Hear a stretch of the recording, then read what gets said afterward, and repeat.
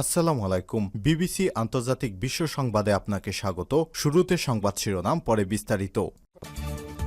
পুরোদমে Iran, Israel এবং নিরীহ ফিলিস্তিনিদের মাঝে ভয়াবহ যুদ্ধ চলছে হামলা পাল্টা হামলা।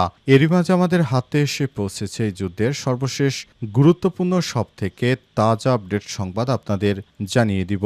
প্রথমেই জানাবো, ট্রাম্প নেতানিয়াহু দ্বিতীয় বৈঠকের পরও যুদ্ধবিরতি আলোচনা স্থগিত। গাজায় যুদ্ধবিরতি এবং জিম্মি মুক্তি চুক্তি নিয়ে কাতারে ইসরায়েল ও হামাসের মধ্যে নতুন করে শুরু হওয়া আলোচনা স্থগিত হয়ে গেছে। 3 দিন ধরে পরোক্ষ আলোচনা চলে। এতে একটি যুদ্ধবিরতি চুক্তির প্রত্যাশা তৈরি হলেও শেষ পর্যন্ত তার বাস্তবতার মুখ দেখেনি। এরপর জানাবো, নেতানিয়াহুকে অযোগ্য ঘোষণা করতে ইসরায়েলের সুপ্রিম কোর্টে আবেদন। ইসরায়েলের প্রধানমন্ত্রী বেঞ্জামিন নেতানিয়াহুকে অযোগ্য ঘোষণা করতে দেশটির সুপ্রিম কোর্টে আবেদন করেছে একটি বেসরকারি সংস্থা। নেতানিয়াহুর বিরুদ্ধে আইন লঙ্ঘন সহ আরও কয়েকটি অভিযোগ দায়ের করা হয়েছে। আবেদনটি করে বেসরকারি সংস্থা ডেমোক্রেটিক ফোর্সেস, খবর মিডল ইস্ট মনিটরের। এদিকে লোহিত সাগরে আরেক মালবাহী জাহাজ ডোবালো ইয়েমেন। লোহিত সাগরে আরও একটি মালবাহী জাহাজ ডুবিয়ে দিয়েছে হুতি আনসারুল্লাহ নিয়ন্ত্রিত ইয়েমেনের সশস্ত্র বাহিনী। ক্ষেপণাস্ত্র ও চালকবিহীন নৌকা দিয়ে জাহাজটিকে হামলা চালানো হয়। এদিকে পাকিস্তানের প্রেসিডেন্ট, প্রধানমন্ত্রী ও সেনাপ্রধানকে নিয়ে চক্রান্ত স্পষ্ট করলেন মন্ত্রী। পাকিস্তানের প্রেসিডেন্ট আসিফ আলী জারদারিকে পদত্যাগে বাধ্য করা হয়েছে এমন গুজবকে চক্রান্তমূলক প্রচারণা বলে নাকচ করে দিয়েছে দেশটির স্বরাষ্ট্রমন্ত্রী মোহসিন নকভি। আজ সামাজিক যোগাযোগ মাধ্যম এক্সে দেয়া এক বার্তায় নকভি লিখেছেন, আমরা জানি এই চক্রান্তমূলক আচরণের পেছনে কারা রয়েছে, যারা প্রেসিডেন্ট আসিফ আলী জারদারি ও প্রধানমন্ত্রী শেহবাজ শরীফ ও সেনাপ্রধান লক্ষ্যবস্তু বানিয়েছে। তিনি জোর দিয়ে বলেছেন, প্রেসিডেন্টকে পদত্যাগে বাধ্য করার কোনো আলোচনাই হয়নি। এবং সর্বশেষ জানাবো, সীমান্তে হত্যা বন্ধে ভারতের বিরুদ্ধে রুখে দাঁড়ানোর ডাক এনসিপির। বিচার সংস্কার ও নতুন সংবিধানের দাবিতে জাতীয় নাগরিক পার্টি এনসিপির টানা নবম দিনের পদযাত্রা অনুষ্ঠিত হয়েছে। আজ ঝিনাইদহ শহরের পায়রা চত্বরে আয়োজিত পথসভায় দলটির নেতারা ভারতীয় সীমান্তরক্ষী বাহিনী বিএসএফ ও শেখ হাসিনার বিরুদ্ধে তীব্র সমালোচনা করে। প্রিয় দর্শক, এতক্ষণ শুনছিলেন সংবাদ শিরোনাম, এবারে বিস্তারিত। তবে তার আগে বন্ধুরা, অনুরোধ থাকবে এই সংবাদটিতে একটি লাইক দিন। এই চ্যানেলে আপনি নতুন হয়ে থাকলে আমাদের সংবাদটি দেখতে দেখতে চ্যানেলটি সাবস্ক্রাইব করে রাখুন। কমেন্ট করে বন্ধুরা আপনার মূল্যবান মতামত জানিয়ে দিন আপনি বিশ্বের কোন দেশ থেকে বা বাংলাদেশের কোন স্থান থেকে আমাদের সংবাদটি দেখছেন এবং শুনছেন। আর বন্ধুরা, গাজা যুদ্ধে আপনি যদি নিরীহ ফিলিস্তিনিদের ভালোবেসে থাকেন, কমেন্টে ইয়েস লিখে বিশ্ববাসীকে জানিয়ে দিন। সংবাদটি আপনার সোশ্যাল মিডিয়া ফেসবুকে শেয়ার করে বন্ধুদেরও দেখার সুযোগ করে দিন। এবারে বিস্তারিত। ইসরায়েলের আগ্রাসন, ট্রাম্প নেতানিয়াহু দ্বিতীয় বৈঠকের পর যুদ্ধবিরতির আলোচনা স্থগিত। গাজায় যুদ্ধবিরতি এবং জিম্মি মুক্তি চুক্তি নিয়ে কাতারে ইসরায়েল ও হামাসের মধ্যে নতুন করে শুরু হওয়া আলোচনা স্থগিত হয়ে গেছে। 3 দিন ধরে পরোক্ষ আলোচনা চলে। এতে একটি যুদ্ধবিরতি চুক্তির প্রত্যাশা তৈরি হলেও শেষ পর্যন্ত তার বাস্তবতার মুখ দেখেনি। সংশ্লিষ্টরা জানান, যুদ্ধবিরতিকালে কিভাবে ত্রাণ বিতরণ করা হবে এবং উপত্যকা থেকে ইসরায়েলের সেনা প্রত্যাহার নিয়ে মতানৈক্য ছিল শেষ পর্যন্ত আলোচনার কেন্দ্রে।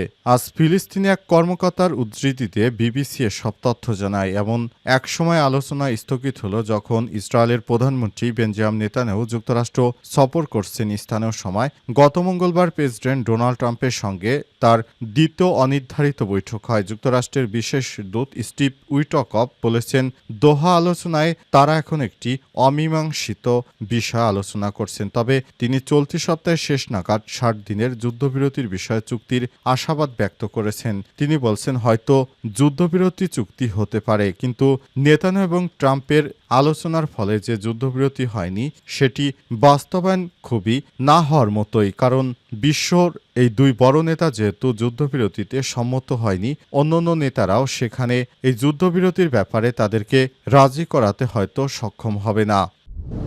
নেতানিয়াহুকে অযোগ্য ঘোষণা করতে ইসরায়েলের সুপ্রিম কোর্টে আবেদন। ইসরায়েলের প্রধানমন্ত্রী বেনজামিন নেতানিয়াহুকে অযোগ্য ঘোষণা করতে দেশটির সুপ্রিম কোর্টে আবেদন করেছে একটি বেসরকারি সংস্থা। নেতানিয়াহুর বিরুদ্ধে আইন লঙ্ঘনসহ আরও কয়েকটি অভিযোগ আনা হয়েছে। আবেদনটি করে বেসরকারি সংস্থা ডেমোক্রেট ফোর্সেস। খবর মিডল ইস্ট মনিটরের আজ এক গণমাধ্যমের প্রতিবেদনে মারিবের এক প্রতিবেদনে উল্লেখ করা হয়েছে, ডেমোক্রেট ফোর্সেস তাদের আবেদনের প্রতিরক্ষামূলক গণতন্ত্রের নীতির অধীনে নেতানিয়াহুকে অযোগ্য বলে গণ্য করার আহ্বান জানিয়েছে। সমালোচকরা বলছেন, নেতানিয়াহু তার রাজনৈতিক লক্ষ্য অর্জনের জন্য বেআইনিভাবে তার নির্বাহী ক্ষমতা ব্যবহার করেছেন, যার মধ্যে রয়েছে শিনবেটের প্রধান রোনেন বার এবং অ্যাটর্নি জেনারেল গালি বাহারব মিয়ারকে বরখাস্ত করার প্রচেষ্টা। সেই সঙ্গে সুপ্রিম কোর্টের কর্তৃত্ব সীমিত করে আইন প্রণয়নের চেষ্টা করেছে এমন অভিযোগও রয়েছে নেতানিয়াহুর বিরুদ্ধে। মারিভের প্রতিবেদনে এককে অসাধারণ প্রতিবেদন হিসেবে বর্ণনা করা হয়েছে, কারণ এতে নেতানিয়াহুকে প্রধানমন্ত্রী হিসেবে অযোগ্য ঘোষণা করার জন্য একাধিক আইনি বিষয় উপস্থাপন করা হয়েছে। নেতানিয়াহুর বিরুদ্ধে ঘুষ, জালিয়াতি, বিশ্বাসঘাতকতার অভিযোগ আদালতে মামলা চলমান রয়েছে। তবে নেতানিয়াহু তার বিরুদ্ধে আনা সব অভিযোগ অস্বীকার করে বলেছেন, তাকে ক্ষমতাচ্যুত করার জন্য রাজনৈতিক উদ্দেশ্য প্রণোদিত হয়ে এই মামলাগুলো করা হয়েছে। ইসরায়েলের সুপ্রিম কোর্ট এর আগে নেতানিয়াহুকে অপসারণের জন্য করা একটি আবেদন খারিজ করে দিয়েছিল। আবার নতুন করে অন্য মামলায় ফেঁসে গেল নেতানিয়াহু। লোহিত সাগরে আরেক মালবাহী জাহাজ ডোবালো ইয়েমেনের হুথি যোদ্ধারা। লোহিত সাগরে আরেকটি মালবাহী জাহাজ ডুবে দিয়েছে হুথি আনসারুল্লাহ নিয়ন্ত্রিত ইয়েমেনের সশস্ত্র গোষ্ঠী। ক্ষেপণাস্ত্র ও চালকবিহীন নৌকা দিয়ে জাহাজটিতে হামলা চালানো হয়। এদিকে ডুবে যাওয়া জাহাজটি থেকে 6 জন নাবিককে উদ্ধার করা হয়েছে। তবে এই ঘটনায় 4 জন নিহত এবং অন্তত 15 জন নিখোঁজ রয়েছে, খবর রয়টার্সের। ইয়েমেনের বাহিনী জানিয়েছে, গত সোমবার 7 জুলাই ইন্টার্নসিটি সি নামক গ্রিসের মালিকানাধীন জাহাজটিতে একটি চালকবিহীন নৌকা ও ক্ষেপণাস্ত্র ব্যবহার করে হামলা চালানো হয়, যার লক্ষ্য গাজার ফিলিস্তিনিদের প্রতি সংহতি প্রকাশ এবং সামরিক আগ্রাসন বন্ধে ইসরায়েলের সেনাবাহিনীর উপর চাপ সৃষ্টি করা। হুথি আনসারুল্লাহ নিয়ন্ত্রিত ইয়েমেনের সামরিক মুখপাত্র ব্রিগেডিয়ার জেনারেল ইয়াহিয়া সারি বলেছেন, ইন্টার্নসিটি সি ইসরায়েলের দিকে যাচ্ছিল সময় তারা তাতে হামলা চালায়। হামলার 2 দিন পর 9 জুলাই জাহাজটি ডুবে গেছে। হামলার পর ইয়েমেনি যোদ্ধারা জাহাজের বেশ কয়েকজন নাবিককে উদ্ধার করে চিকিৎসা সেবা দিয়েছে বলে এবং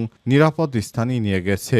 ইয়েমেনি বাহিনী এই ঘটনার একটি ভিডিও প্রকাশ করে তাতে ইন্টার্নসিটি সি জাহাজে হামলার পুরো দৃশ্য তুলে ধরা হয়েছে। এতে নাবিকদের সরে যাওয়ার জন্য টেলিফোনে কল এবং জাহাজটি ডুবে যাওয়ার আগে বিস্ফোরণের দৃশ্য দেখানো হয়েছে। বলা হয়েছে, ইহুদিবাদী ইসরায়েল যতদিন না গাজায় নিরীহ ফিলিস্তিনিদের উপর আক্রমণ বন্ধ করবে ততদিন পর্যন্ত ইহুদিবাদী ইসরায়েলের উদ্দেশ্যে যাতায়াত করা সমস্ত জাহাজের উপর হামলা চালাবে ইয়েমেনের হুথি যোদ্ধারা। জানাবো, সীমান্ত হত্যা বন্ধে ভারতের বিরুদ্ধে রুখে দাঁড়ানোর ডাক এনসিপির। বিচার সংস্কার ও নতুন সংবিধানের দাবিতে জাতীয় নাগরিক পার্টি এনসিপি টানা 9ম দিনের পদযাত্রা অনুষ্ঠিত হয়েছে। আজ ঝিনাইদহ শহরের পায়রা চত্বরে আয়োজিত পথসভায় দলটির নেতারা ভারতীয় সীমান্তরক্ষী বাহিনী বিএসএফ ও শেখ হাসিনার বিরুদ্ধে তীব্র সমালোচনা করেছেন। পথসভায় প্রধান অতিথির বক্তব্যে এনসিপির আহ্বায়ক নাহিদ ইসলাম বলেছেন, ভারতীয় সীমান্তরক্ষী বাহিনী একটি মানবতা বিরোধী খুনি বাহিনীতে পরিণত হয়েছে। গত 25 বছর সীমান্তে 1200-র বেশি বাংলাদেশিকে তারা হত্যা করেছে। যারা মানুষকে হত্যা করে তাদের ট্রিগার হ্যাপি বলা যায় না, তারা খুনি। সীমান্ত হত্যা বন্ধ না হলে আমাদের দাঁড়াতে হবে। ভারত সরকারকে উদ্দেশ্য করে তিনি বলেছেন, বাংলাদেশের মানুষের সঙ্গে মর্যাদাপূর্ণ সম্পর্ক করুন।